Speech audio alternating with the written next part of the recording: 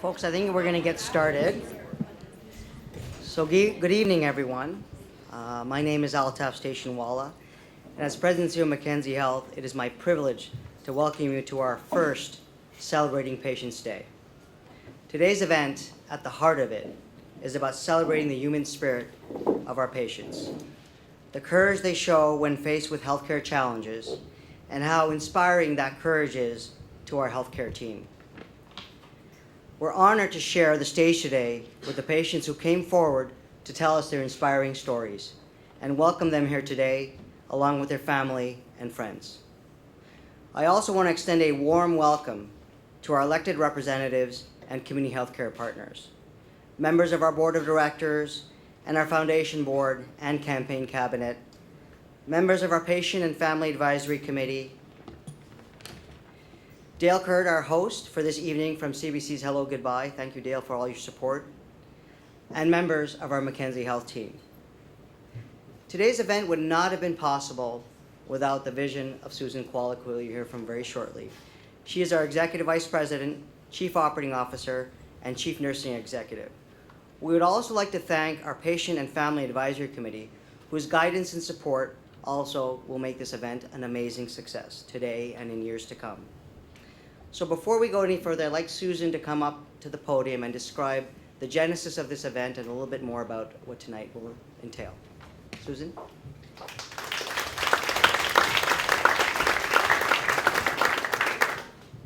Thank you, Altaf.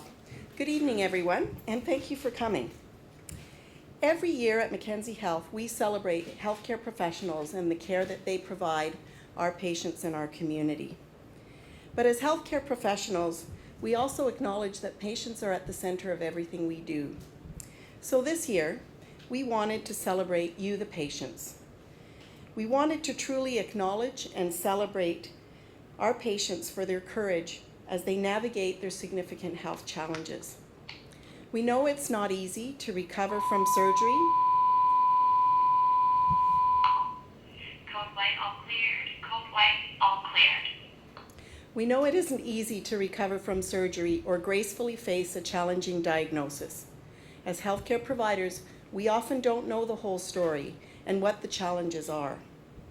In a moment, we will share a video featuring 6 inspiring and brave individuals, each with their own story.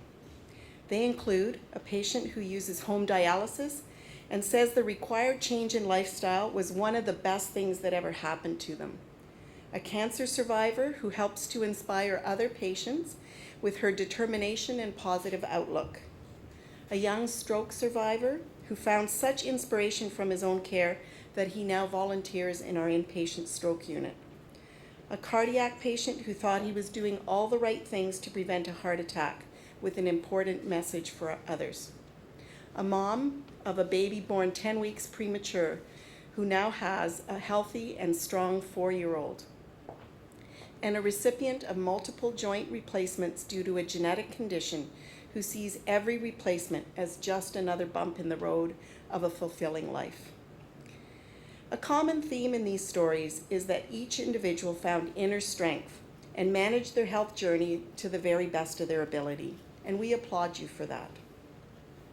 As healthcare professionals, we take great pride in seeing patients achieve their health goals. But this evening is not about what patients learn from us. Rather, it's what we can learn from you. Each of your stories is inspiring, and each individual is courageous, and we're privileged to hear your story from your perspective, not from ours. Thank you to each of you for allowing us to share these stories with all of us tonight. So before we show the video, I would like to introduce you to Dale Curd, host of the show Hello Goodbye on CBC. Recently, Dale spent some time with our featured guests and got to know their stories, what they learned about themselves from their experience, and where their courage comes from.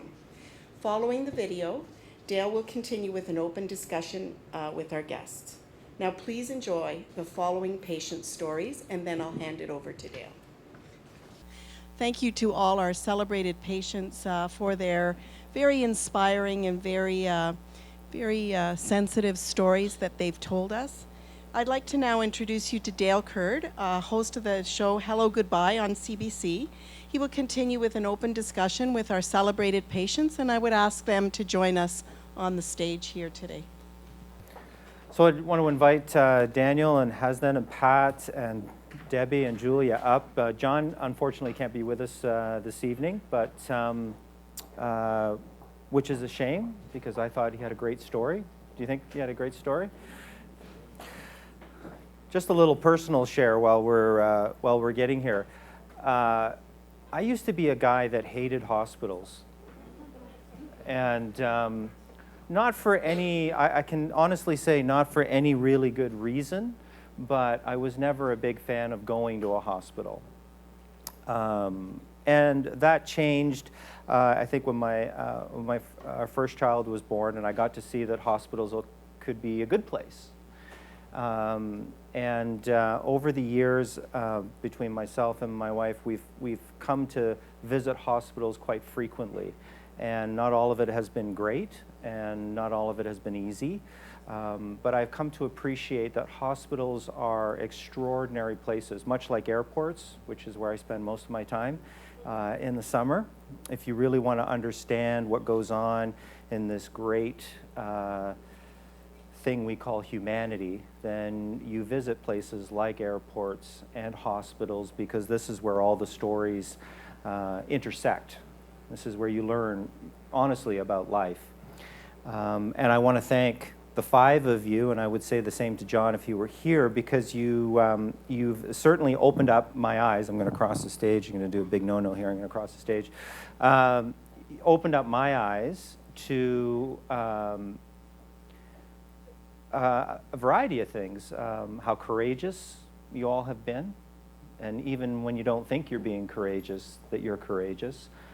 Your generosity, how generous all of you have been, not only with the people that work with you, but the people that you have touched as a result of what you've gone through, and you continue to touch and interact with. These are six, if John was here, 5 extremely generous people. And they really are making a difference. We like to think that it's the great people that make a difference, but I would say that these are 5 of the greatest people that I have met, and they make a huge difference on the lives that they touch. So we're going to hopefully have a round chair conversation. I have some questions. I don't know how they feel about my questions, but it was a pretty good time, right? I was pretty easygoing the last time. Yeah? Okay. Pat's a little apprehensive because she was the only one who looked at me sideways when I interviewed her. But so I do have some questions, as I'm sure you do. But hopefully I will capture what you would like to have said or heard, and maybe echo some of the questions that you had while you were watching the video. So I want to just illustrate. So what I did was I went through all of the videos a while back after we did them, and I kind of pulled out some themes that I thought were somewhat universal to this thing we call a patient's journey. And so I've got some questions that relate to that out of each of your videos, because I think each video highlights a couple of really big aspects of this. And so I'm going to ask you to speak to it, but I might ask all of you to speak to a question as well if you can, okay? So Daniel, the first question for you. Of course. Yeah, of course. Great smile. It's a great smile, this guy. We always think it will never happen to us. It's one of the things I remember you saying to me. I never thought that this was going to happen to me. And I wonder, looking at this now, reflecting on it, what do you now believe? Has that perspective shifted for you? When you were talking about patients, and I've never been a patient. So that was the first time I was ever a patient, really. You talk about hospitals, you didn't like hospitals? I didn't like doctors, period. And in fact, my wife will tell you, she promised me all kinds of stuff if I would just go get a blood test. Right. It would be blackmail, right? Right. But I mean, yeah, it changes your perspective on everything. Everything. Does anybody else want to jump in on that? How does this idea from, wow, this is never going to happen to me, that stuff happens to other people, and that's too bad for them, and hope they get better, but that'll never happen to me. And I wonder where some of you are at now. Does anybody want to speak to that? With the shopping list I have, I'm quite sure those things are going to happen.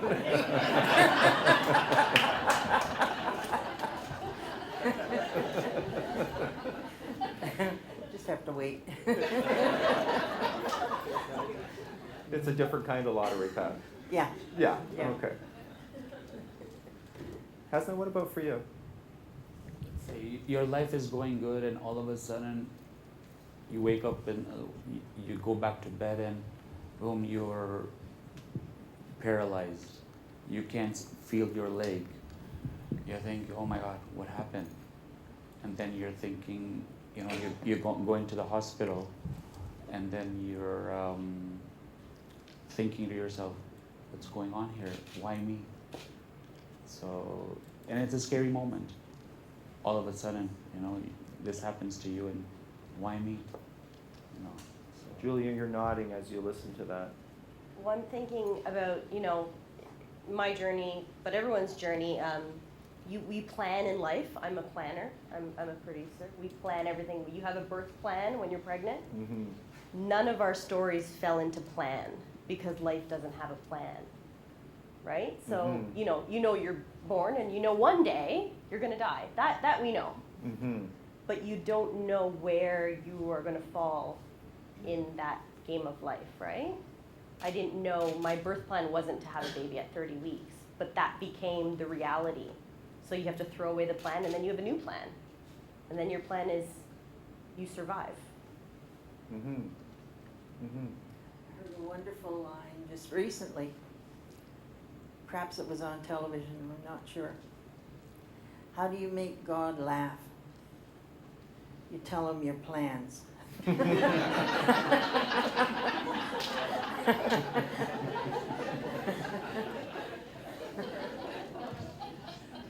It's true. Yep. It's true. Yes, it's true.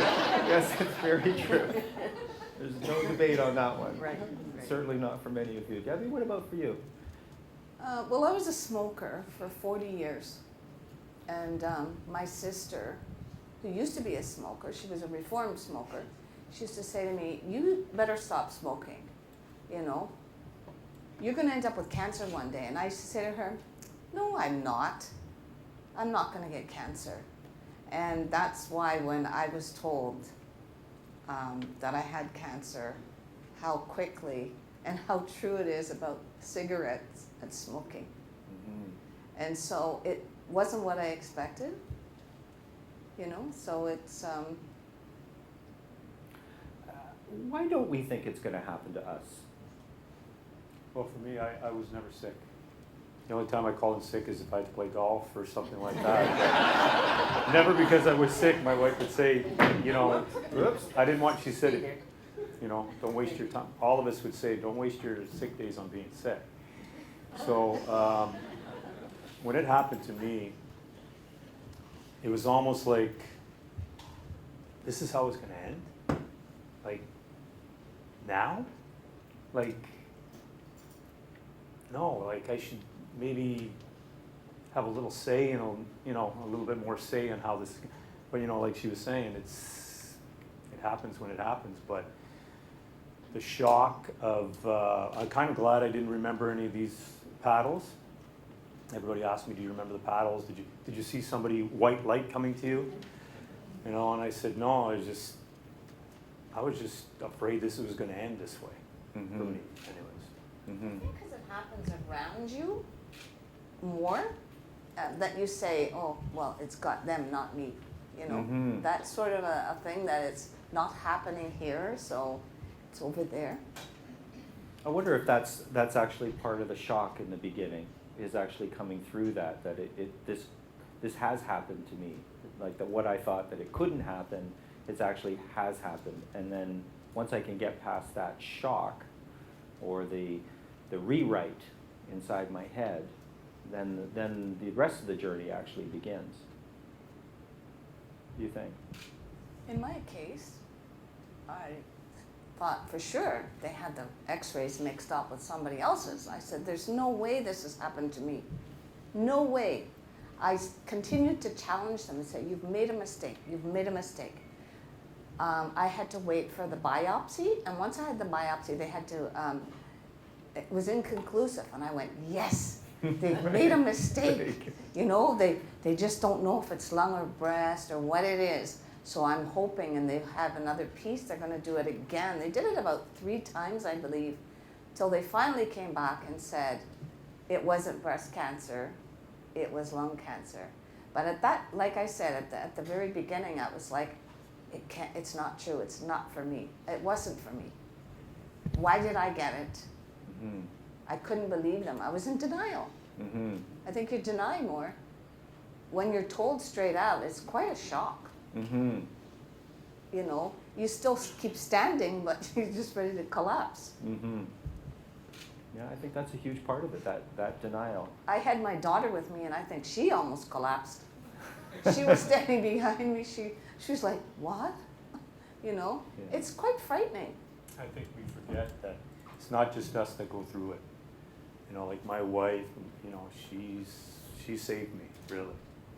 You know, because if you're alone or something like that, I don't know how people do it. Mm-hmm. You really need a network of friends or family or, you know, support groups at a hospital or, you know, but you realized how much it affects other people. Mm-hmm. And then you start, you know what, stop feeling sorry for yourself if you can, because, you know, I just can't believe that some people can do it better than others, you know, it's just their psyche or their makeup. Mm-hmm. You just have to be strong about it. Mm-hmm. I was just pissed off. Mm-hmm. I wasn't about strength, I was just pissed off, Mhm. angry. Which is a really normal reaction to being in some level of shock and why me, this can't be happening to me, right? It takes a while to kind of, I think, navigate certainly through that. Well, I phoned my husband. I shouldn't have phoned him at work after I had all my results there. Well, before my results. And I said to him, first he picked up the phone and I said to him, I'm done. He says, you're what? And I said, I'm done. I've got cancer. Like I was just so like in another world. I didn't make any sense. I'm done. Said cancer was a big thing. Years ago it was, as we all know, really a lot of people never survived it. Today everything is changing. Mm-hmm. So there's more survival rates. They're making your treatment more personal. And when you don't get involved with that stuff, you don't know, you know. And it's like, I'm done, I'm finished. My life's over. I think we forget that when we're going through it personally, and it's only on reflection that we realize that it's not just us that are getting the diagnosis. It's not just us that this event is actually happening to. It's happening to those who love us. It's happening to those people who are around us, connected to us as well. Well, if it makes you feel better, I thought, well, if I'm going to go out, I'm going out in style. And I went and bought myself a brand new Camaro. Victory red. And I felt so good. I thought, look at the looks I'm getting. That made me feel great. Yeah, absolutely. Yep. You're welcome.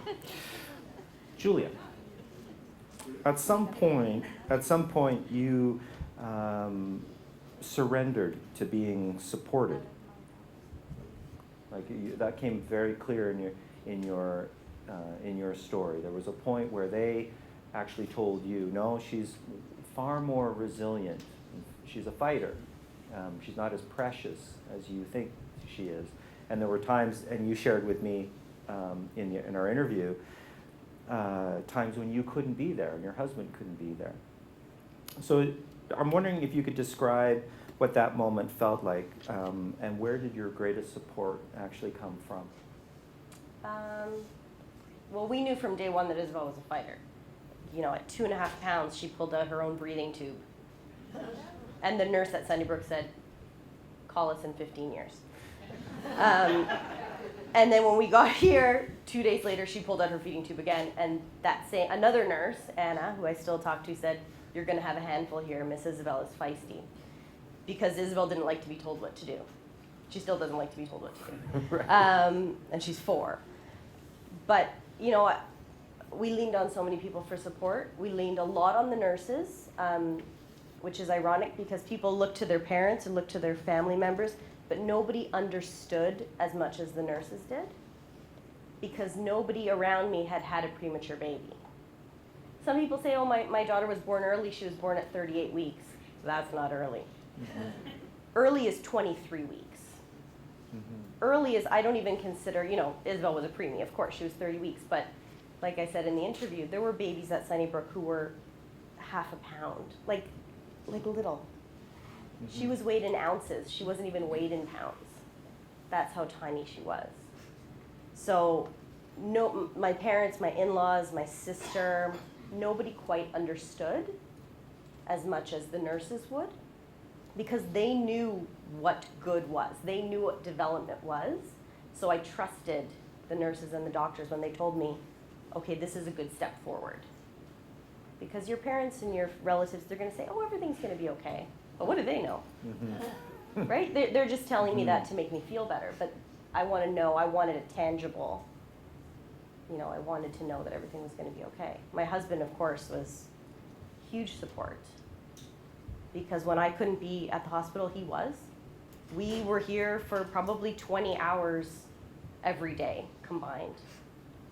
He would work all day from 5 to 5 or 6 to 6, and I'd be here at 9 in the morning for rounds, so I didn't miss the doctor, because I didn't know if he'd be called into a surgery or something, and then I didn't get a chance to talk to him, and I wanted to talk to him every single day. And I would feed her, and I would be here and pump and eat lunch in the hallway and go back into the NICU and have a snack in the hallway and go back and forth and back and forth. Mm-hmm. And it was the nurses who would say to me, go out and get a coffee. Go out and get some fresh air. Go for a walk. But I was here as much as I could. Was that hard to do? Was it hard to trust that they would care for your daughter as much, if not better maybe, than you could? Well, I don't think anyone can take care of your kid as best as you can. But yes, you know, in those first 2 weeks, I felt like I knew her more than anyone else, right? I knew her for 2 weeks, and she was a stranger coming here. And then I just had to let her go. So when parents tell me that they have anxiety about sending their kids to daycare, like, I had to leave my itty-bitty baby for 24 hours a day, overnight. You know, I had anxiety thinking, is someone going to go to her when she cries? Right? Because I would have. Mm-hmm. I would have been there to feed her. And she got fed, and she got nourished, and she got well taken care of because we spied on those nurses for the first 3 weeks. We didn't leave their sides. We were there, and we watched to see, okay, who's on shift tonight, and who's doing what, and, you know, we made sure that they were taking care of our baby. So a little rocky journey in the surrender in the beginning, but you got there eventually. I think it's just a trust thing with anyone, whether you had a full-term baby, are you going to leave them on day one with someone you've never met and hope that everything's going to be okay? I see that for me that's a theme that really came out of your interview was trust. And I wonder for all of you whether there was a moment in your journeys where you really had to trust. You have to trust that you will be taken care of, that they will be there for you. And what was that actually like for you to essentially let go of being in control of your own destiny? Well, for me, it was, I got that when I was in the cardio rehab program, for me. I didn't know anything about what to, for the first couple months, I slept on the wrong side thinking my heart would move or something. Right. And I have another heart attack. And that's what you think is that any little movement, you're having another heart attack. So the trust issues and stuff like that was when I went to rehab. And they told you, and you see a whole room of people in the same boat as you. And you can have stories, and, you know, it always helps to You know, I'm sure if you have a premature baby, talk to another mother who has a premature baby. But for me, it was cardio rehab. Mm-hmm.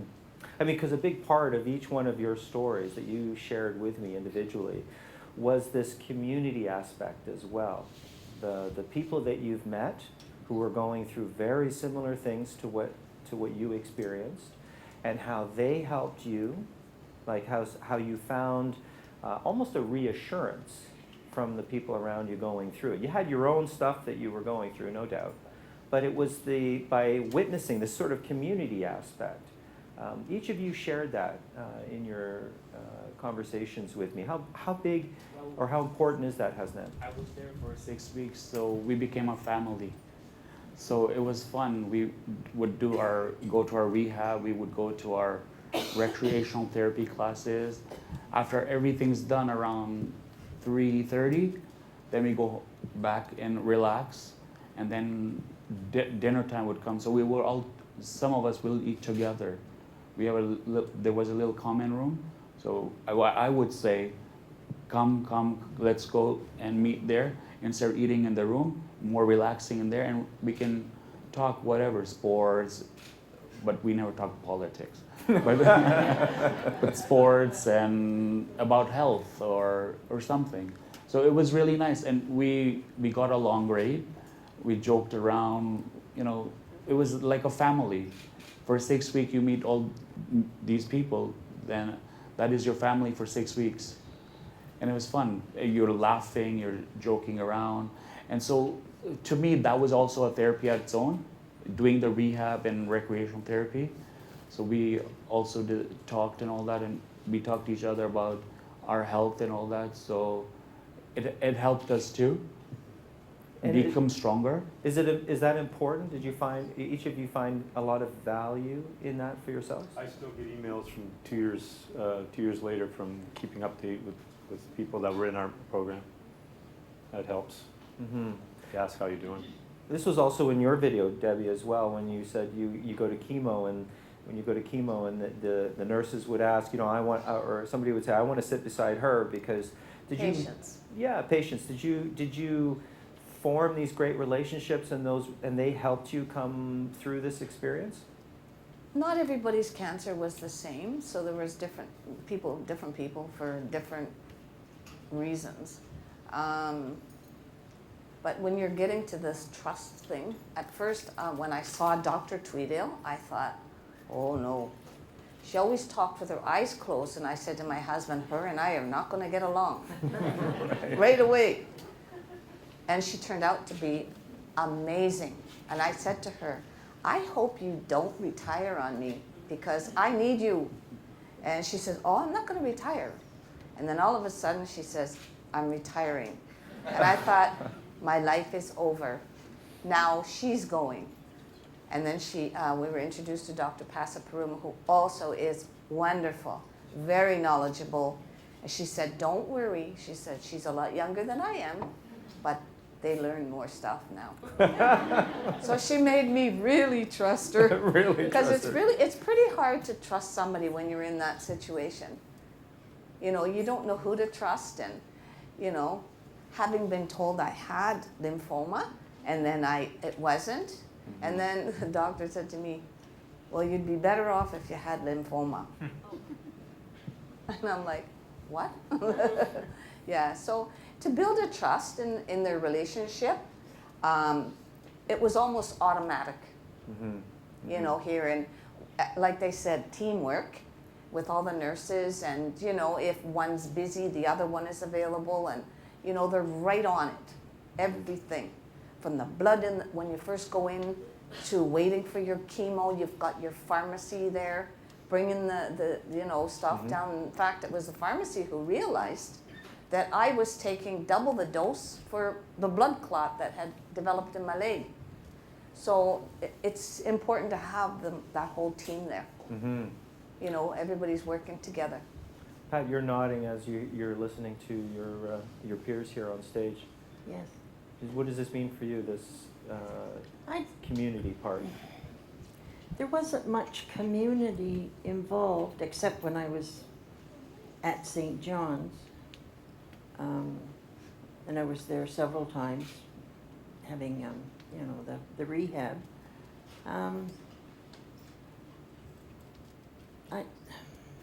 I feel more like it was that I was doing it by myself for the most part, the operation part. And then after the most recent joint replacements, I had my therapy at the apartment. They came to me. So I didn't experience the same thing with the camaraderie of a group. Of a shared experience. Right. And yet you volunteer. Oh, yes, well, that's different though. Yeah, it's a different type of community. Oh, yeah. Right. Hasnan, Yes. how important is it to have a person outside of us show us the way to get us started? And I ask you that because you share this great story about, and what we didn't see in the video, so I'll give you a little bit of a backdrop, was that he'd actually been laying in bed for quite a while and couldn't move his legs and couldn't move his toes. And the nurses would say to him, you've got to get moving, you've got to get out of bed, you've got to, and he's, but I can't, And then this one man comes in and says to him, essentially puts a challenge in front of you. So this man comes and says, what are you doing? I said, what are you doing? What am I doing? I said, I'm lying in bed. Said, don't lie in bed, you have to move. I said, but I can't. And he goes, but you have to, or else, again, the nurses said it, and he's saying it, you won't get better and get up. I said, okay. So then I listened to him, and then also the nurses did that, and that's where it started. Mm-hmm. What struck me about that also is that you paid that forward in your video. In our conversation, you talked about how you came across a guy because you volunteer, Yes. right, in the Stroke unit. in the stroke unit. That you came across a man and you essentially did the same thing, right? And so it has me wonder, how important is that for somebody outside of us to kind of go, hey, you got to get going here, like this, get out of bed, so to speak, even if it's a metaphor. You got to get on with this. How important is that? Maybe not only to you, Hasnan, but to everybody. I think it's very important. When we were at Sunnybrook for the first 2 weeks, Sunnybrook has a parent volunteer strictly designed to work in the NICU. And the only thing that differentiates her from other volunteers is she's a preemie mom. And the volunteer role there couldn't be done without being a preemie parent. And so she would go from pod to pod and talk to preemie parents, and sometimes just sit in the pod and say, how are you feeling? Or just sit and not say anything, because she understood. And that's something that I wish we had here. It's something that I would love to do here, because nobody quite understands unless it's someone who's been there, just like you had with the other person you helped. And you just someone to sit there and say, hey, how's it going? Mm-hmm. How are your oxygen levels today? How are things going today? Nice little cuddle cotter, Mm-hmm. You're all nodding in agreement. Hasnan, how important was that for you to have that outside person get you going? Very good, because he was there for getting you stronger. So, when I do volunteering, when I talk to the patient, and I want them to get stronger. And when you see them getting stronger week by week, you're like, well, this is good, because I was in the same position as you. I got stronger by somebody telling me, now I want to help you get stronger, so you can do the same. So, have a smile on your face and just keep moving. If you don't move, you're never going to move. And is there a difference between that voice being from say a professional and somebody who's actually been through what you've been through? Is there some difference that's appreciable that has you go, yeah, okay, well, if they can do it, or it's not the same as when a nurse says it, or it's not the same as when the doctor tells me I need to do this. Absolutely. It's better when you are talking to someone who's gone through the experience. They may say to you, well, I'm lying down, and you've been through this, you know exactly. Don't lie there. You've got to get up. You've got to get going. You've got to eat. There was a time when I was only eating rice pudding and apples, and I was 99 pounds. And my husband had to carry me around in the house. And it was just horrid. But the thing is if a doctor came up to me and said, well, you know what? They've told you many times to quit smoking. Did you listen? No. But when somebody has a story to tell that they've been through exactly what you've got, it's easy to tell them, you're going to be feeling really sick, really nauseated from the chemo. This is what they do with the radiation, and they may give you that lovely drug, the Decadron. Oh, God. But things like that. So if you can connect with somebody that way with the cancer, it's the fear of I think people are more afraid of the chemotherapy than the actual cancer itself.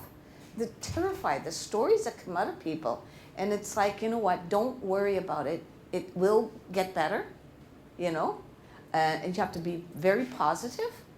Keep on going and eat as much as you can. Don't listen to, don't eat this, don't eat that. I ate everything, and I've gained 40 pounds. And I feel better. Mm-hmm. Better than I did before I was diagnosed with cancer.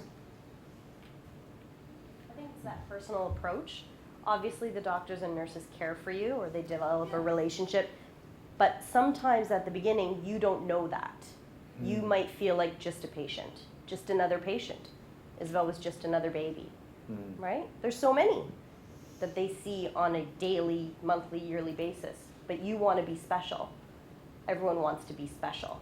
But when you've got someone coming in and saying, hey, I've been where you are, there's a connection. And then you're a person. You're not just a number or a chart. You're a face, you're a name, you're a story. Mm-hmm.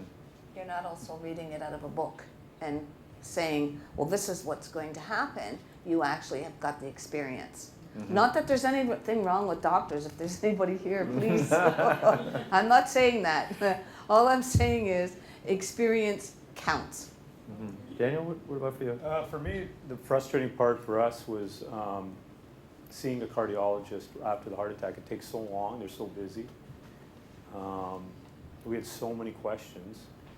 And not a lot of people that I knew had heart attacks.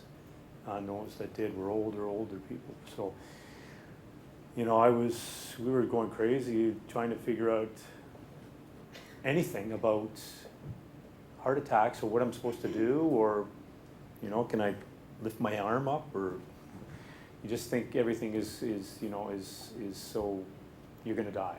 Mm-hmm. And you're going to have another heart attack, and you need someone to tell you you're not going to have another. That's normal. You need people to tell you it's normal. Mm-hmm. Whatever you're feeling is going to get better, or what you're going through, I went through, and look at me now. You need a look at me now person. I think that's what we, and that's what I try to do. I try to help people I have so many friends that never went to a doctor like me that actually have gone to a doctor because of what happened to me. So, I think that's a beautiful way to phrase it. You need a look at me now person. It's that person becomes something for us when we're going through it. What do they give us? hope, right? Mm-hmm. Strength, motivation, that push. Mm-hmm. Mm-hmm. Maybe, and also a belief that we can get through this. Mm-hmm. Yeah. Amazing. Debbie. Yes.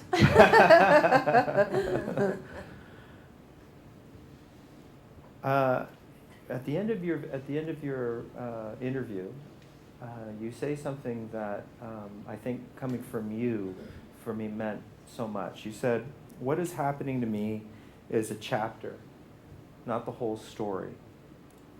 And so I'd love to know, what does that phrase or point of view actually mean to you? Like, Well, what it is that cancer is just a chapter. It's not the whole story. So people have to realize that it's just a part of your life. If you look in a book, it's only one chapter. There's other chapters in your life. and you're nodding as well, Pat, and I would think you would know this as well as Debbie. You've certainly been through Many chapters in many chapters. What was the name? You had a name when you first came in. You said, "I'm the." Oh, You well, s- the family, just about everyone calls me the bionic woman. Right. Yeah. You could write a chapter about every one of those Yes. operations. But why is that important? Why is it important to frame what's happening to us as a chapter and not the whole story? It's not your whole life. Some it is, but a lot of them it's not. Sorry, Pat? It's not what defines you. You're a wife, you're a mother, you're a career woman, you're whatever, but you're not just a lady who has cancer. Or, Yeah, it's a part of it. yeah. And why is that important? Julia? Well, I said it in my piece too. Isabel's, prematurity doesn't define Isabel, and it doesn't define me as a mother, because people will often categorize you, and it's often seen as a negative way. Nobody wants to be defined negatively. But if we use these titles as, strengtheners, you're a cancer survivor. I'm a preemie mom, not she's a preemie mom. Mm. There's nothing wrong with being a preemie mom. Mm-hmm. There's nothing wrong with being a cancer survivor. These are all things that we need to celebrate versus let them define us in a negative way.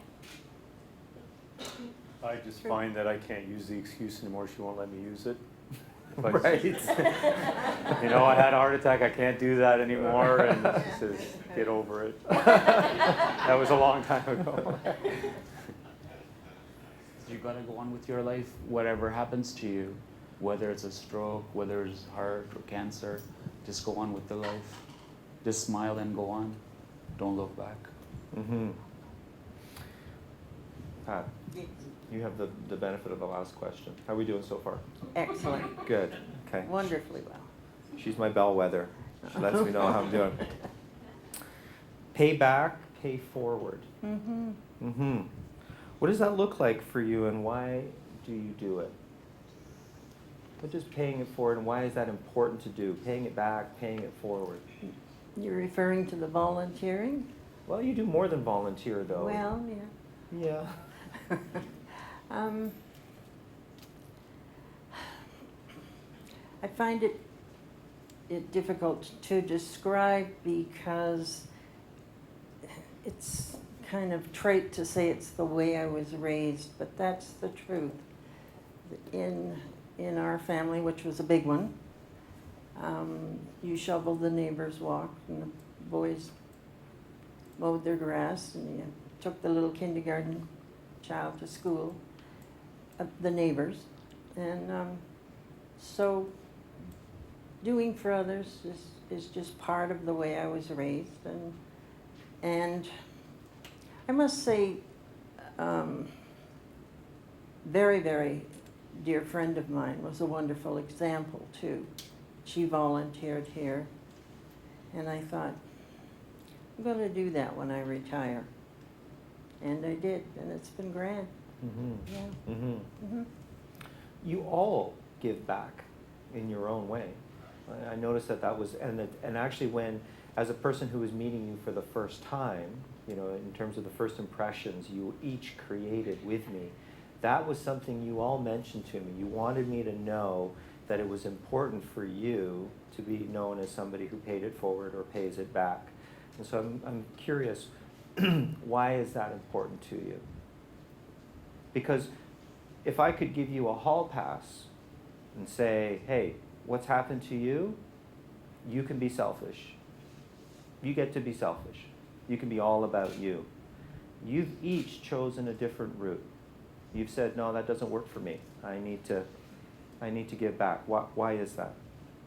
You want to give back because you want to help the other person to get them started back to, how can you say it, back to where they were. Like as myself, when it happened to me, and then when I finished the everything, well, when I said to them I want to volunteer, so when I was there, I said to myself, I want to give back now, because I was feeling that, I got so much help.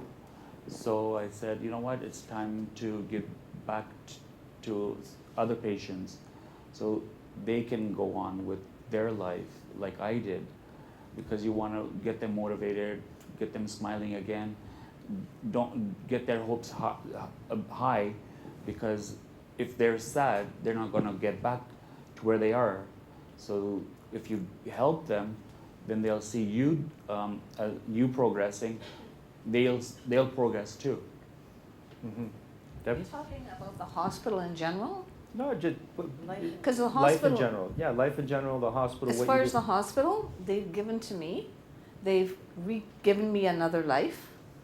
I appreciate that very much, and I give back, and that's why I did the story, and it went out around the neighborhood, and it's just unbelievable what they've done for me. I mean, I'm sitting here. I may not have been sitting here. They've given me another life. I think when people say give back, people automatically assume it's financially, especially when it comes to a hospital. You're making a donation. I give back in many different ways. Doing this, advocacy is giving back. Whether it's for preemies, I help to organize the preemie picnic because I want to be able to celebrate. I want people to celebrate my daughter, and I want to be able to celebrate other people's babies. But even more importantly than that, if there's such a thing, I advocate for pregnant women. And I make sure that if someone is saying online that they've got high blood pressure and a headache, I will type, go to the hospital immediately. Because if I didn't listen to my own gut instinct, I may not be here today. So I do that, I give back that way. Because if it's just a warning, if it's, an alarm, if it's just someone saying, hey, get to the hospital and get checked out, because you never know. For me, it's preventative. Try to prevent someone to have what I have. It's so easy sometimes. Just as men, we're so many probably, well, maybe not in here, but because they work in the hospital. But like yourself, or we don't like going to doctors. I don't know too many guys that, there are that few, but not too many guys like going to a doctor. And if you can go to a doctor and get that blood test done, which I refuse to do. And why would I go? Because what's the doctor going to tell me? Was he going to tell me to stop smoking? Is he going to tell me to lose weight, to get in shape? Everything I've already done. I don't need him to tell me that. I already know it. So if I could tell somebody else, it's not always that way. That's what I try to tell as many people I can. I want to thank you all for being so generous with your insights, with your comments, with your time. Thank you. Really, you're 5 extraordinary human beings.